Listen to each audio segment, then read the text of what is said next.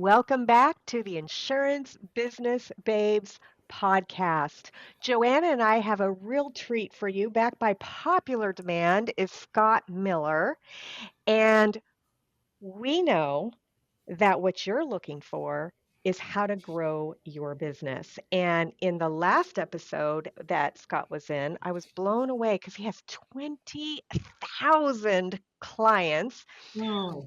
Here I am trying to struggle with just my 700.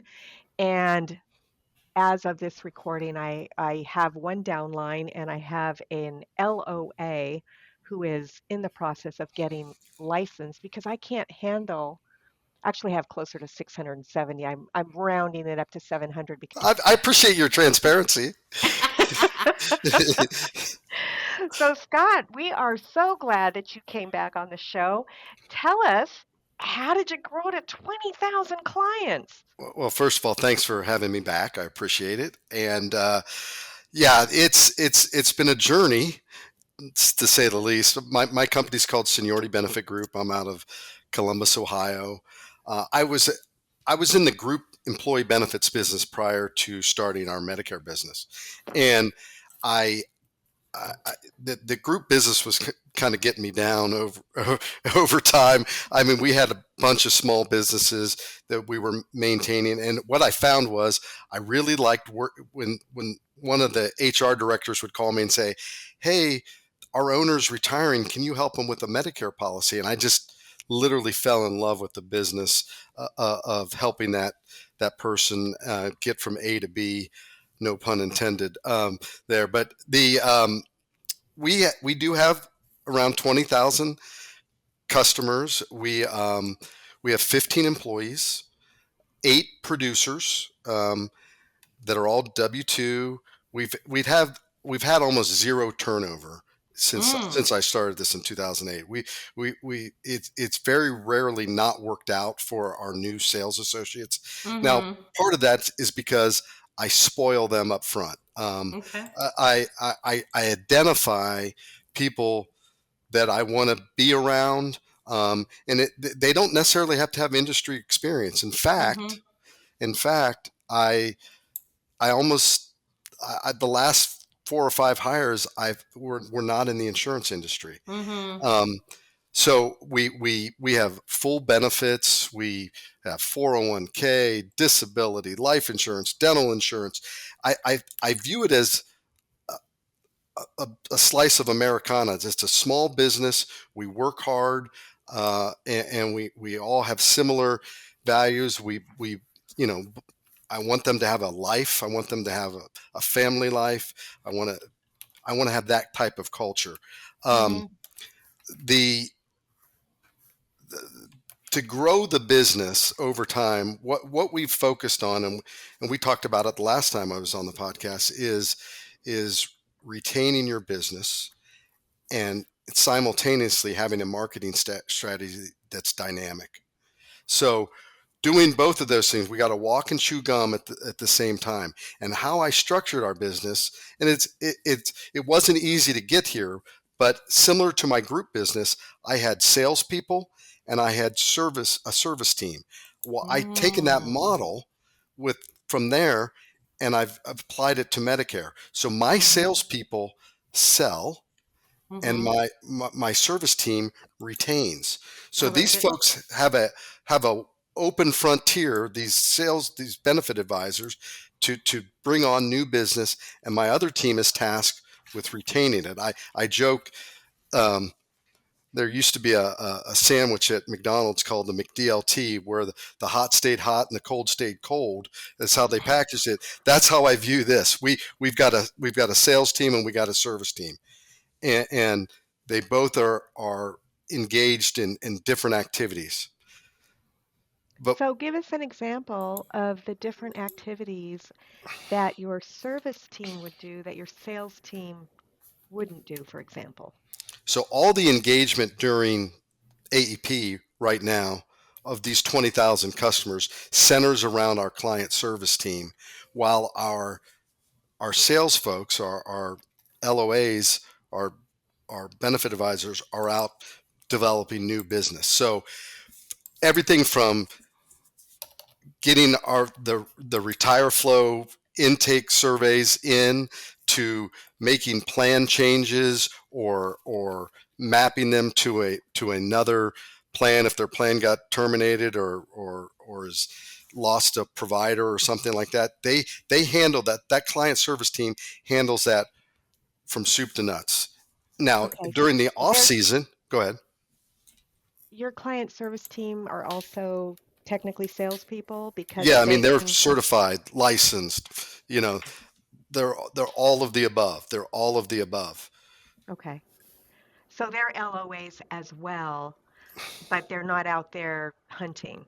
Yeah, they're not functioning as a commissioned sale. Yes, but to answer your question, yes, they're technically agents, licensed agents, or LOAs. Okay, that sounds great to have that differentiator. So your salespeople, they're out getting new business. They're not retaining. You've got people that do that, and their job is to go out and get new sales, new Yes. sales, new sales. Do they get the referrals as the new sale, or is that handled by your retention team? No, our retention team, if they, hey, can you help out my neighbor or my friend or my relative? That would be sourced right back to the sales agent that initiated that sale. So Great. yeah, so it's kind of two worlds within our organization. The most important part about it is up front we share the expectations of the customer, because okay, you meet with somebody, Kathe, and they're like, oh man, Kathe helped me out. She helped me out of a situation. She got me this great plan. Well, next year that customer is going to want to talk to you again, right? So we spend a lot of time talking about our client service team. Like next year, you're going to be working through Debbie, Margaret. Ashley, yeah, Yeah, whatever, whatever. right? Right. And in normal years, Kathe, this makes a ton of sense, because in a normal year, what do we have? 5% of our folks switch plans, maybe 5%. Um, this year it's going to be a little bit greater of a percentage because of all the Plan chaos. changes. Yeah. Hmm. So that's definitely something that uh, we emphasize is on the front end sales process. We are we are already setting the table for what's going to happen during AEP. I mean, brochures, we have little videos that are playing in our sales room, that this is who you're going to talk to, and we have certain alphabets that are broken up within our client service team. Okay, great. So, do your salespeople go out and meet with people in person, or are they all on the phone? How does that work? So I would tell you 70% of our new sales are people coming into our office. Your office. And we have a decent sized office with meeting rooms, and it's well set up for senior customers. We'd probably do another 25 to 30% virtual. We after COVID, we said no more home visits, period. Mm-hmm. No more. I said the Yeah, that same makes thing. sense. So, but they are coming to you. You are doing in person, just not at their homes. Correct. And then from an AEP perspective, it's very rare, Kathe, that anybody would come into our office for a face to face with the client service team. Very rare. Oh, okay. So they only come in if they're new and like turning 65 or wanting to make a change. They'll either come into the office or they'll do a virtual visit. Do your do you have different sales agents that have their own preference? Like I prefer virtual or I prefer them to come into the office. Yeah, we have a couple agents that are that work out of state, contracts, licenses. So they're obviously all virtual, but yeah, you see preferences. One of our lead producers, I would say he's 50% in person in the office, and 50% virtual. Cool. When you're hiring people, how do you determine who's going to be in sales and who's going to be in retention? I um, I think it's two different skill sets. Mm-hmm. I think. when I'm hiring an advisor, I want to know them. I want to know them in the community. I'm very active in the community. I like to really know who I'm hiring. So I hire slowly. I don't like to say this, but I fire quickly. Um, Mm-hmm.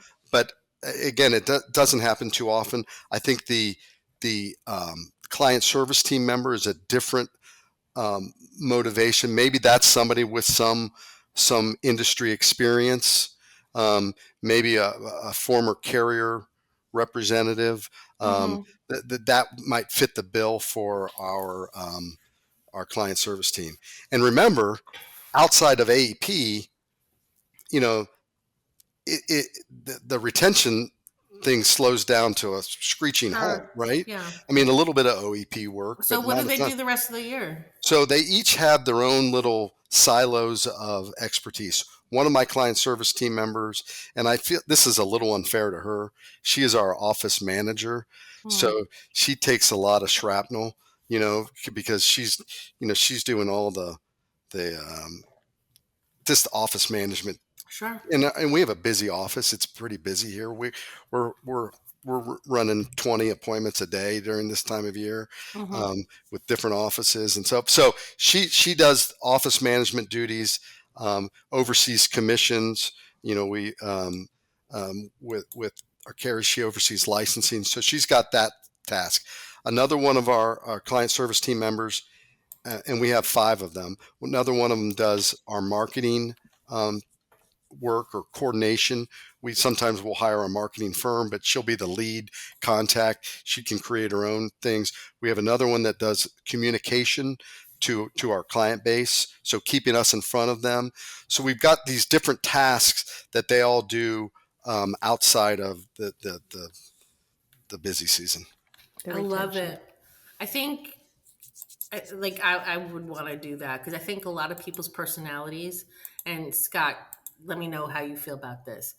I tried this past summer, paid her $7,000 in July to contract and license, and then she decided to go independent, and then she decided on August 28th to ask for a release, and I released her because, Good. obviously That's a nice thing. it was probably a blessing, right? But I don't think her personality is a sales personality. I think she would probably be better in a different job, maybe like retention or something like that.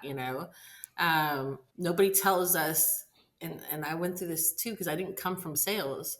Nobody tells us that 99% of the insurance job is sales and prospecting, right? Like most of like as a solo agent, your entire job really is prospecting.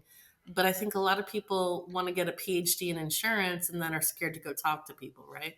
Oh yeah, definitely, definitely, definitely. Um, I think another important part of it is that we have a 12-month strategy. We Hmm. have a 12-month strategy. I mean, we do it by the month. We have we call it lockout and AEP, Mm-hmm. and we've gotten very skilled at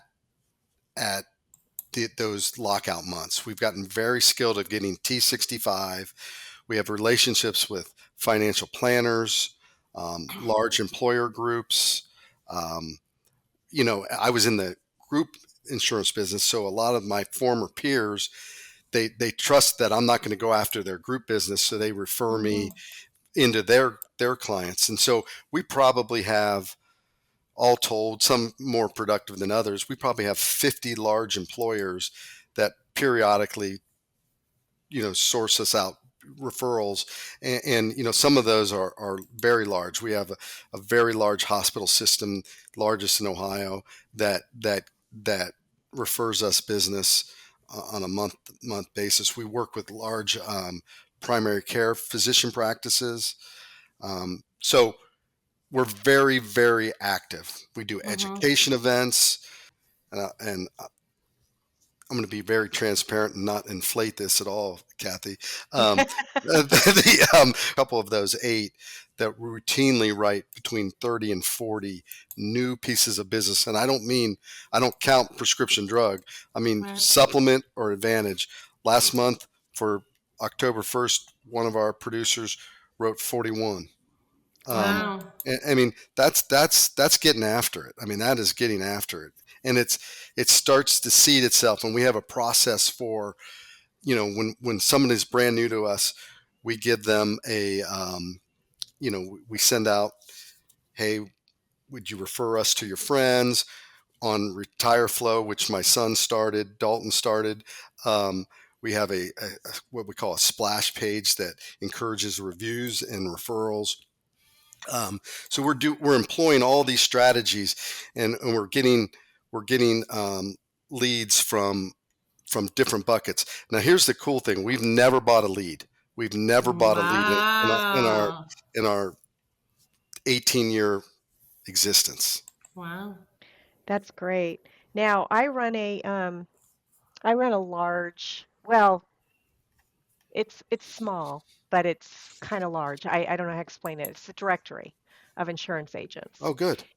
And the directory, there's a free version, This is a write down. This is a write down right now. Mhm. BABES capitalized and then 2024. That's the coupon code to get the bronze version for free for the rest of your life. Once you've signed up, though, the coupon code for some reason, I it won't work for your renewal. So make sure you sign up with that.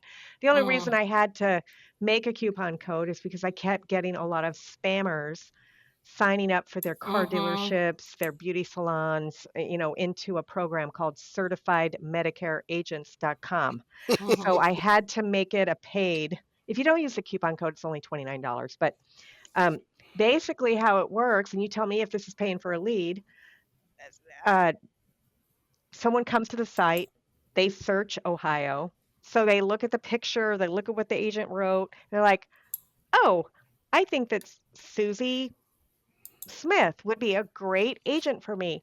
They send Susie Smith an email through the platform, and then Susie reads what they wrote. So if they wrote, I'd like to sell you something, or if they wrote, I only need help with my drug plan, Susie Smith is going to decline that lead, right? I try to keep the spammers out. When I see somebody doing that, I'll block them, but it does occasionally happen. But if Susie says I'm turning 65 and I really need help, then you're going to want to respond to her. Well, you only get their contact information. You have to pay me for that. So the bronze members pay $40. I think $40 when they picked you out of the list of everybody licensed, of the list, I think that's a great price because I'm on the site myself and most of these leads close. If you respond to them, some people let the lead sit there for 2 weeks. They're not going to close because the client's already moved on. But do you consider that paying for a lead or just paying for the I really information? don't. I really don't. I think that's targeted. That's very innovative, very creative. When I said I'd never paid for a lead, we've never bought a batch of them and Right. you know Okay. worked as, but that's creative, and that's what's cool is people are thinking of those types of Angie's lists, if you will, for Medicare agents, and I think that's great. I think that's an awesome deal, and um, but you're right. A lot of these agents, and we've even had to make sure our agents, when someone calls in or someone gives you a referral, we live in a society where they want that feedback right away. You cannot sit on it. If you saw Oh. my text last night to our staff, I was like, folks, you can't sit on any of these. Mhm. Even Oh, if it's just a little note, it like yeah, I've got it. I'm gonna try to call you at such and such a time or whatever. I even had what I call a COI. So COIs are your employers, your other insurance agents that are trying to refer you for whatever what's that reason. Maybe stand you live for? in. Centers of influence. Yes. Okay. So the COI, you've got them. I was a financial advisor. I sold 401k plans. I totally understand the group business because I was for 2 years, I actually sat in where they sell business insurance. Okay. And we had group Employee health benefits. insurance. Yeah, employee benefits. We had employee benefits, but they were the property casualty people. Um, that was their shop that I was sitting in. But anyway, so yesterday, somebody, or maybe it was 2 days ago, somebody went online, they found an agent. It was another insurance agent, and they said, I'm looking for XYZ. To me, that was an excellent lead. Excellent lead.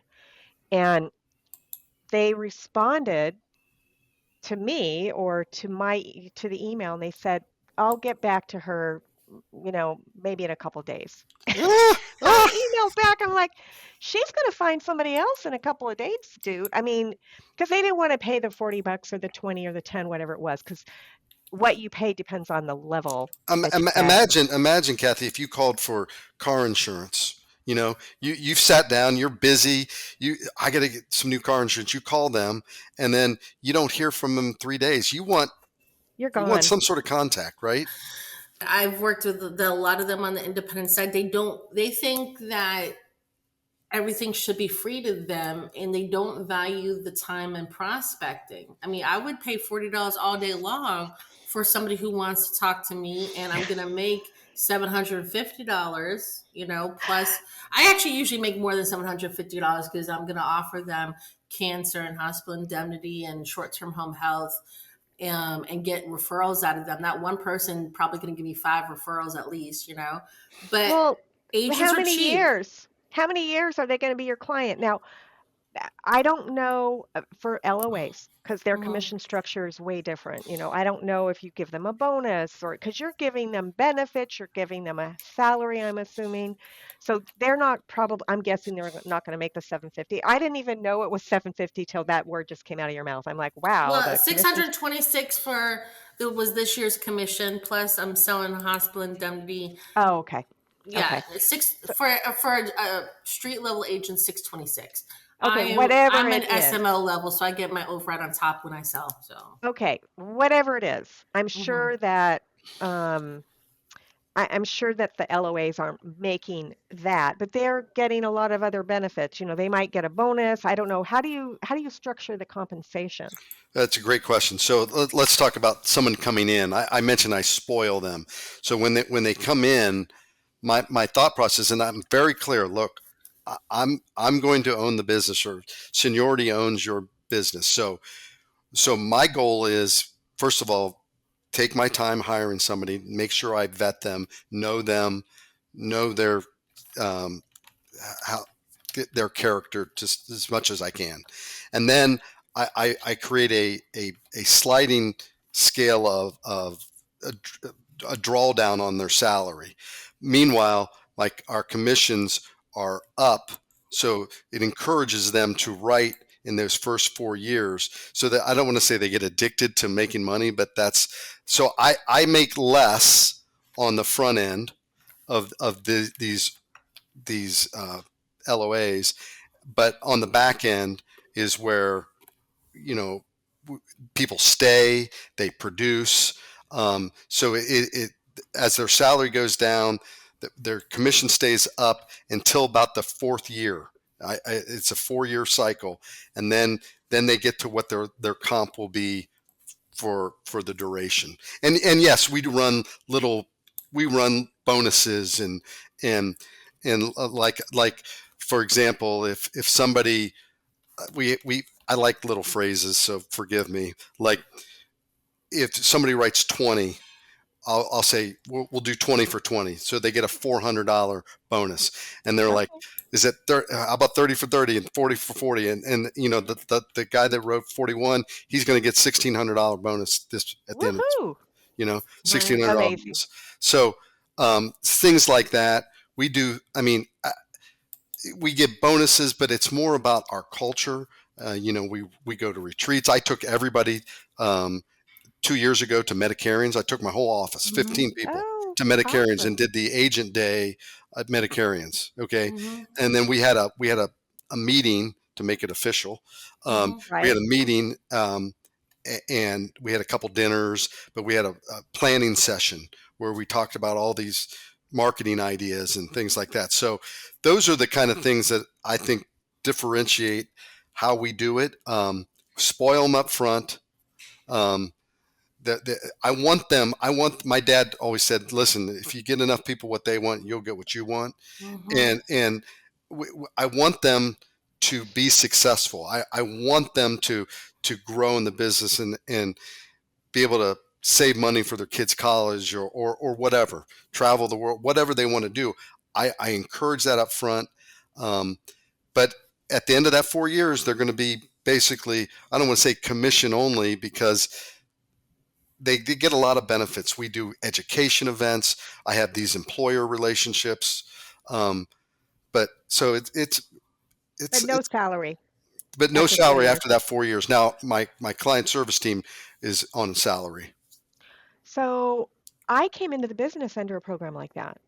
Not Medicare, but I came in under Aetna. I interviewed with them and they dinged me. They didn't hire me out of college. I don't care about these one-time lump sum sales. I wish I could get paid. I don't really like the way Medicare Advantage is sold, because supposedly you're supposed to get more the first year, but you really don't, because how many of them do you sell in January? And Right. then you don't get that made up the following year. You lose that first year supposed big compensation, right? At least that's Absolutely. how I see it. You sell somebody whose birthday is in December, and you make 1 month of a large commission, and it goes to the second year, which is a month later.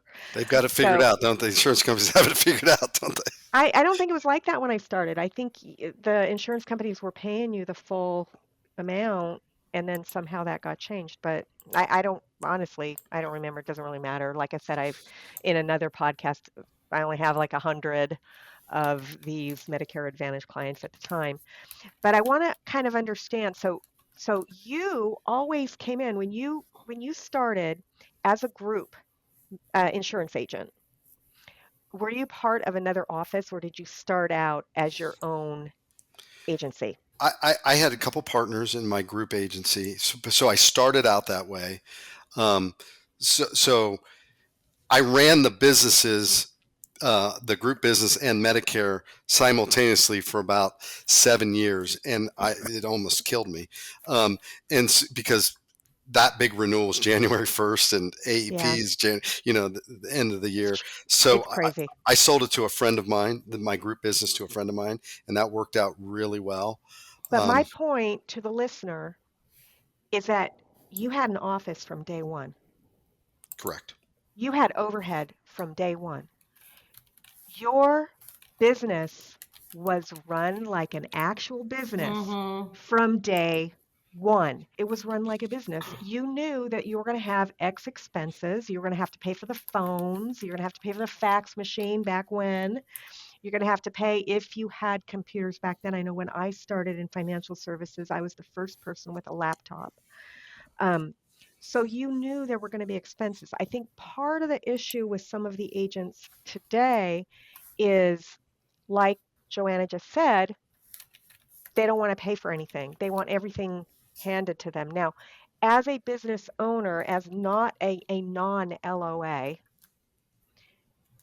listeners, you need to expect to have certain expenses.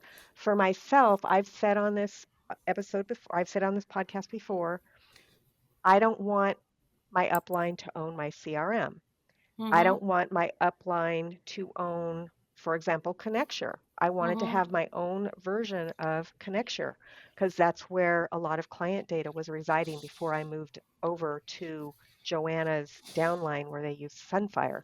Mm-hmm. Um, so speak to that. Speak to how can you grow to 20,000 people if you're not running your business like a business? And You, let's say they you, don't want to grow to 20,000. Let's say they want 500 or 1,000. How do you do that when you're not spending money? You don't want and to it's all spend relative. $20. It's all relative, whether it's 500, 1,000, 1,500, or 20,000. I think the key word you said, people need to expect expenses.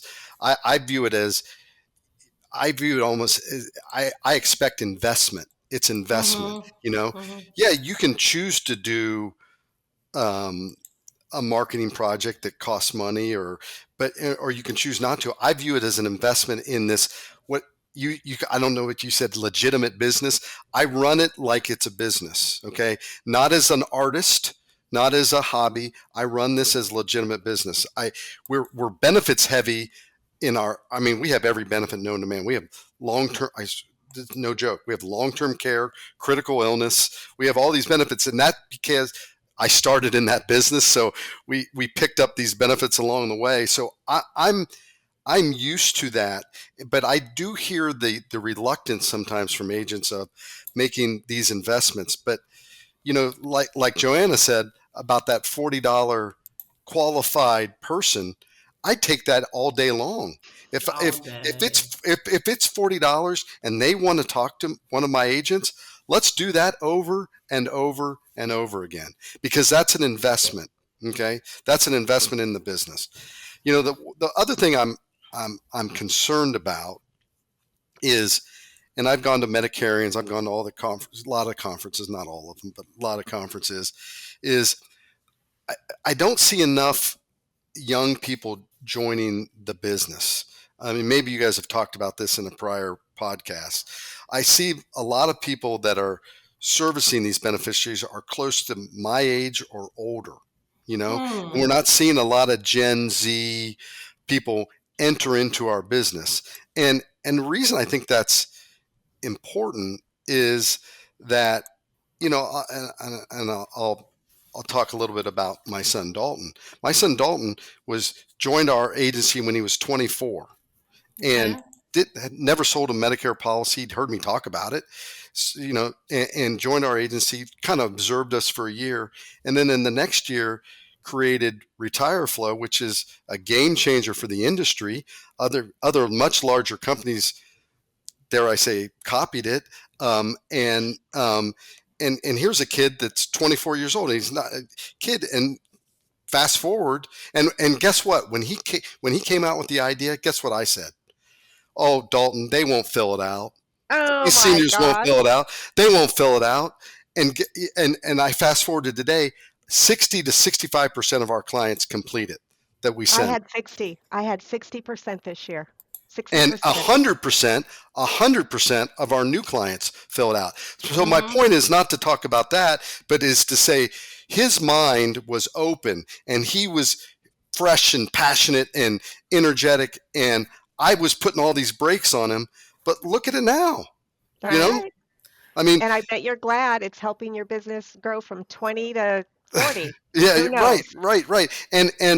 But so the morals of that story is I'm hiring a lot of people with no experience. I'm hiring young people out of college, and guess what? They're writing as much as some of our, it takes them a year or two to Mm-hmm. get up and running, but they're writing 15, 20 a month, right, during lockout.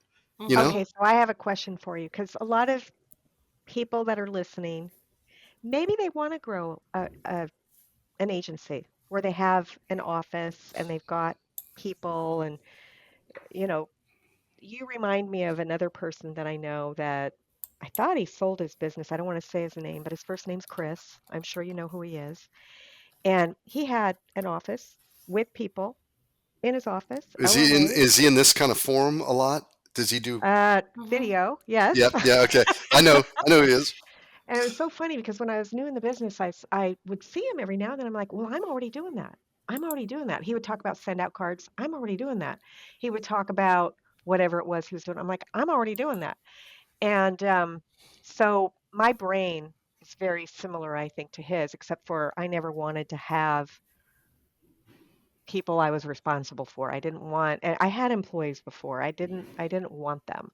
Um, and so here's the thing. So a lot of people listening, maybe they've never had an office, they've never had an employee. They're used to working out of their car or off the phone or whatever. When you first started, did you get an SBA loan or some kind of loan to fund your business, or did you just do It's a that? great question. What I did is I parlayed my group business, used Oh, the because you the sold it. profits to to to to fund my Medicare business, but I did it slowly. So that's the misnomer here. I did it slowly. I started this in 2008 when I hired my first benefit advisor, and I'm proud to say she's still here. She's probably the largest producer in Ohio. She's wonderful. But but um, I What started about when you started, what about when you started your group business? group Did Mm-hmm. you business. did you get a loan for that or did you just I put got in? lucky with that. I got lucky with that. So what happened was I had two partners.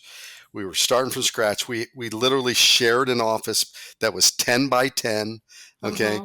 And when I say we got lucky, we sat around and looked at each other for about 6 months. And then after that, we ended up writing this large association of construction worker or construction Oh, companies. And so those are we went nice. from literally two groups to 400 groups overnight. and Right. and Wow. so I say I got lucky there. And but again, we didn't we didn't exponentially grow our office size. We shared an office with this business partner. And you know what, those were some of my best days. Those were some of my most fun days. and Mm-hmm. and and and again, we've gone the Medicare business. We've added two, added another person.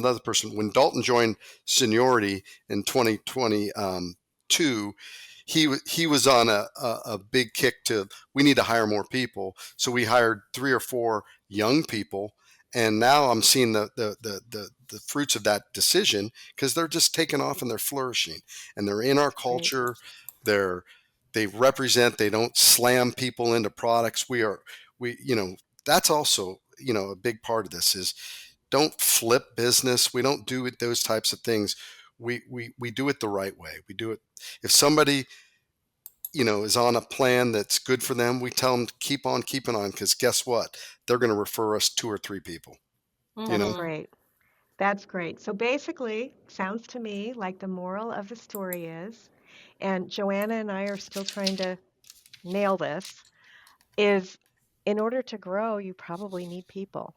And Mm-hmm. whether that is salaried people the way you do it, or commissioned 1099s the way Joanna wants to do it, Mm-hmm. or for me, I've had virtual assistants ever since the 4-hour work week came out. That was the first thing I did. I hired a VA. And now I have a VA that's been with me for 2 years now, and I meet with her every Friday That's good. um, on a visual, it's not a Zoom call, it's something different, but it's a Mm-hmm. visual thing so that she can see me. And I also paid her double what she was working before, and she works for me full time.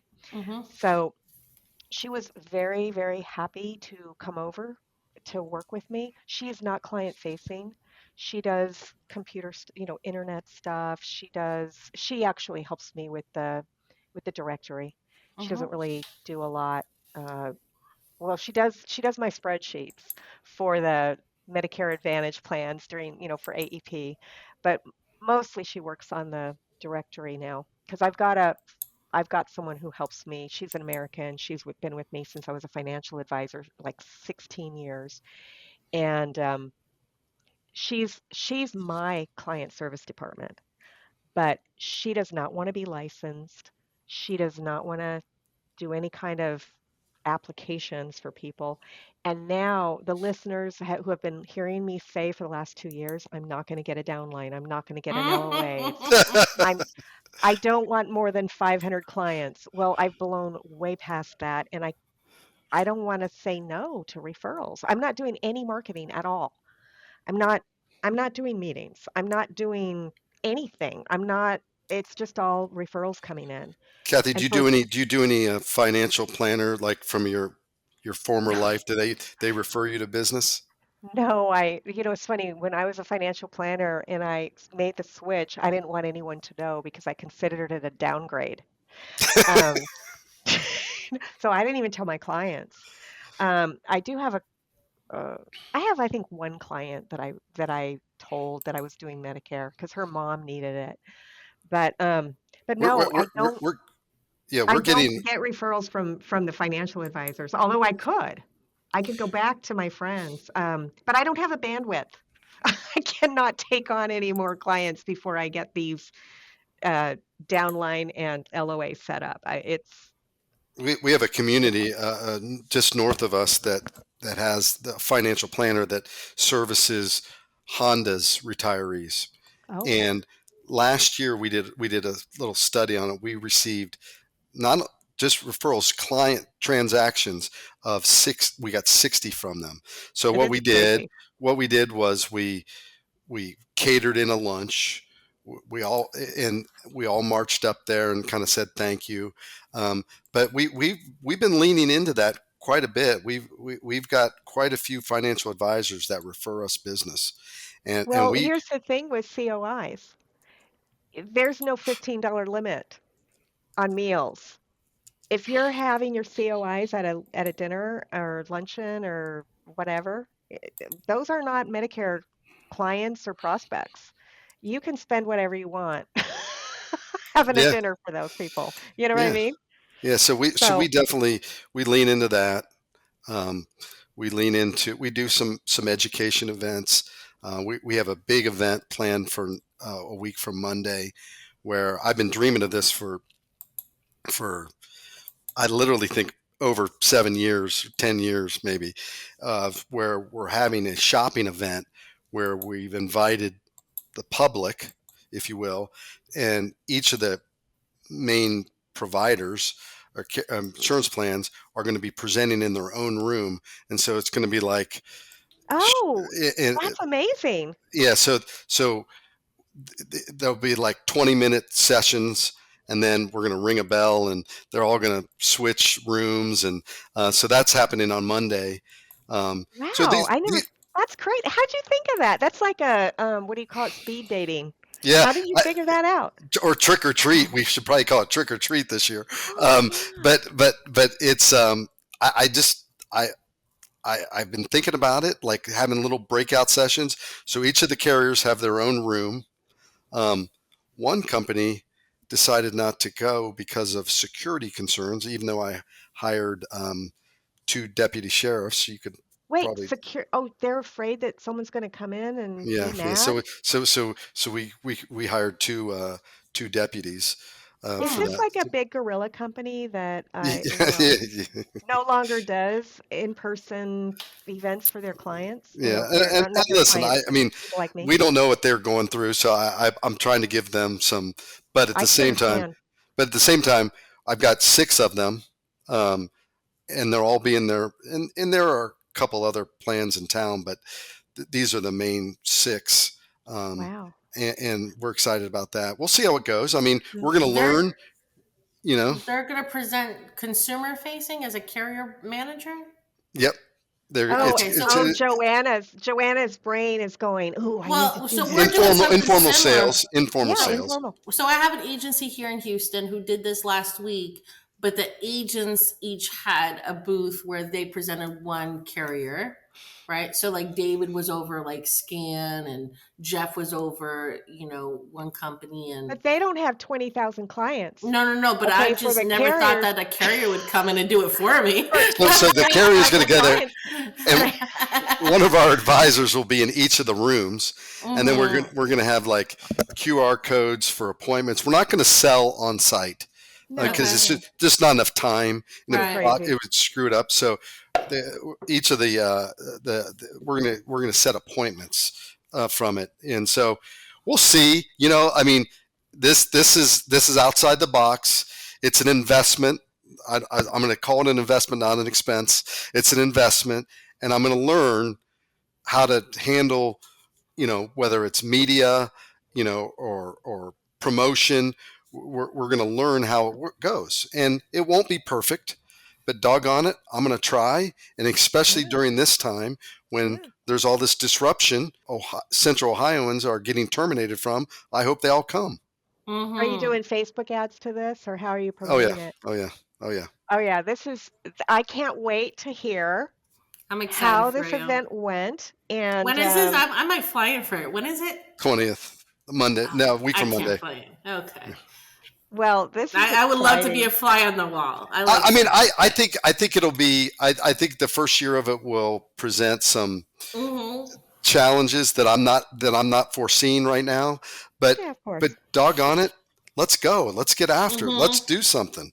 Um, and and and again, we bounce this off of. We do a lot of education at free venues, at rec Mm-hmm. centers and libraries. We do it all the time. I mean, Right. so that those don't cost us nearly as much as this is going to. And Hmm.